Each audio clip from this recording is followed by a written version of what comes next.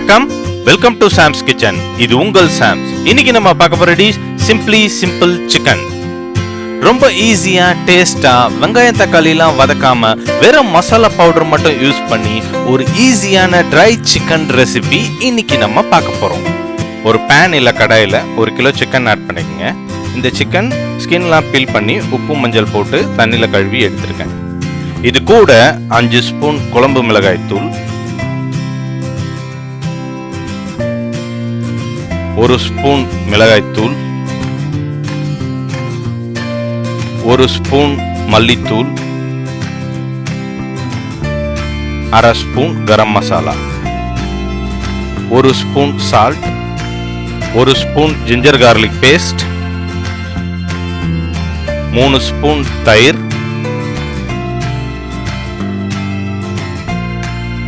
ஒரு 5 spoon oil,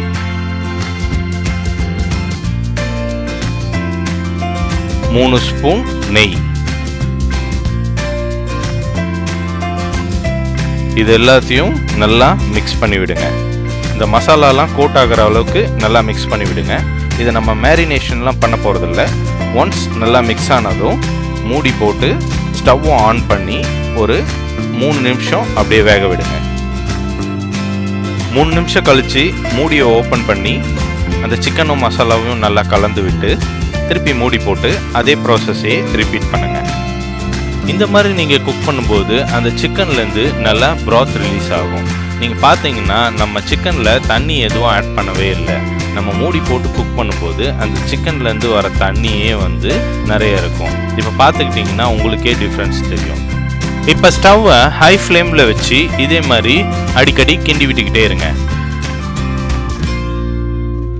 இந்த high ஃப்ளேமில் வச்சு நீங்கள் குக் பண்ணும்போது அந்த தண்ணி வந்து எவாப்ரேட் ஆகிட்டே இருக்கும். ஒரு ஸ்டேஜ்லேயும் உங்களுக்கு நல்ல டிஃப்ரென்ஸ் தெரியும். தண்ணியில் நல்லா சுண்டி அந்த மசாலா போய் சிக்கனில் கேரமலைஸ் ஆகி நம்ம ஹை ஃப்ளேமில் குக் பண்ணுறதால அந்த சிக்கன் கறி எலும்புலேருந்து பிரிஞ்சு ஒரு ஜூஸி டெக்ஸ்சர் கிடைக்கும். இந்த டைமில் நம்ம கொரியாண்டர் லீவ்ஸ் ஆட் பண்ணி டிஷ்ஷை நல்லா கிளறி விட்டு டிஷ்ஷை கம்ப்ளீட் பண்ணுறோம். இந்த மாதிரி ஒரு சூப்பரான சிம்பிளான டிஷ்ஷை நீங்கள் சுட சுட சாதத்தோட ஒரு மிளகாய் கிள்ளி போட்ட சாம்பார் இல்லை தக்காளி ரசத்தோட வச்சு சாப்பிட்டிங்கன்னா அவ்வளோ அருமையாக இருக்கும். அந்த ரெசிபியும் நம்ம சேனலில் இருக்குது. அதை ட்ரை பண்ணி நீங்களும் உங்கள் வீக்கெண்டை நல்லா என்ஜாய் பண்ணுங்கள். இதை நீங்களும் ட்ரை பண்ணுங்கள், சப்ஸ்கிரைப் பண்ணுங்கள், கமெண்ட்ஸ் பண்ணுங்கள். See you next delicious dish. நன்றி, வணக்கம்.